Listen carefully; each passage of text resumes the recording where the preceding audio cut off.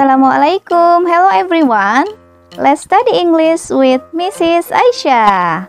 Are you ready? But before that, for this video, I'm going to ask you, do you have an interesting experience to share? Maybe it was confusing, annoying, happy or sad story? Nah, saya yakin kalian atau siapapun yang menonton pasti punya pengalaman yang tak terlupakan ya.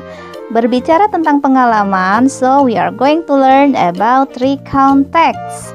Do you know what is it? Nah, it relates for KD 3.7 membedakan fungsi sosial, struktur teks dan unsur kebahasaan.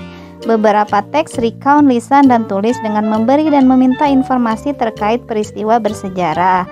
Jadi, dalam video ini, you can learn about definition, social function, generic structure, language features, kind of the text, and example for recount text.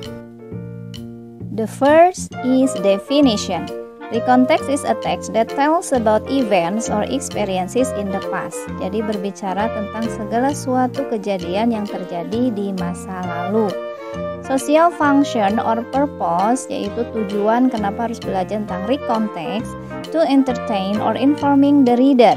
Jadi untuk menghibur atau memberi informasi tentang segala sesuatu yang terjadi di masa lalu. And now generic structure of recount text. Di sini ada 3 ya. The first is orientation, the second is events, and the last is reorientation. Apa sih generic structure itu? Jadi generic structure adalah struktur teks ya. Jadi dalam teks itu kan terdiri dari beberapa paragraf dan setiap paragraf itu dinamakan structure ya. The first is orientation. It gives the readers the background information needed to understand the text. Jadi orientation itu yang memberikan informasi who, when, where the story happened ya. Siapa sih yang ada di cerita, kemudian kapan, di mana dan sebagainya. Kemudian yang kedua, events. A series of events ordered in a chronological sequence.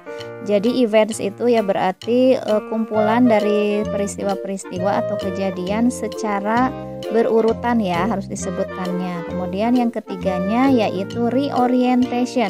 A personal comment about the event or what happened in the end. Nah, jadi itu terakhir sebagai konklusi atau perasaan penulis bagaimana terhadap kejadian itu.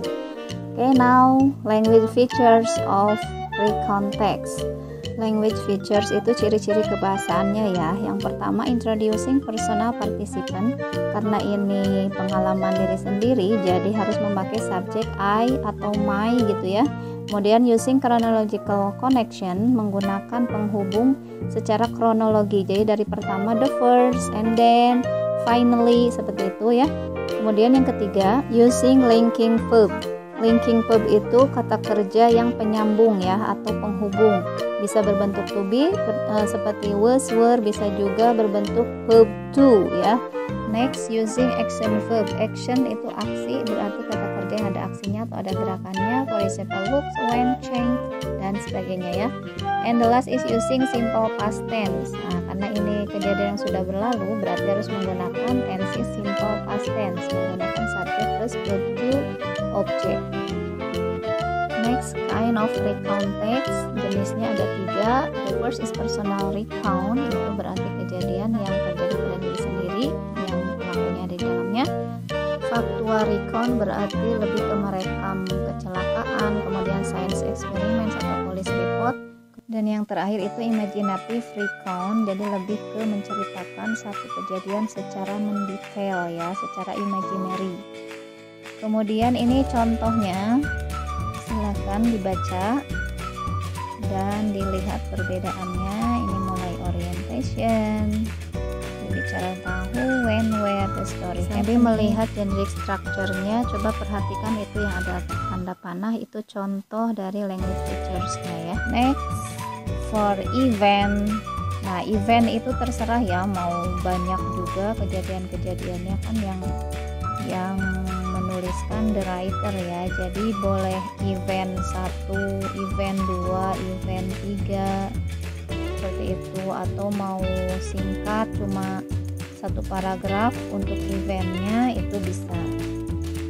Ini ini saya kasih contoh eventnya sampai event 3.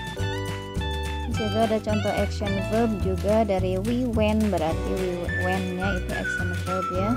Kemudian linking verb tadi kan kata kerja penghubung, bisa berbentuk kata kerja, sang di situ bernyanyi dan sebagainya.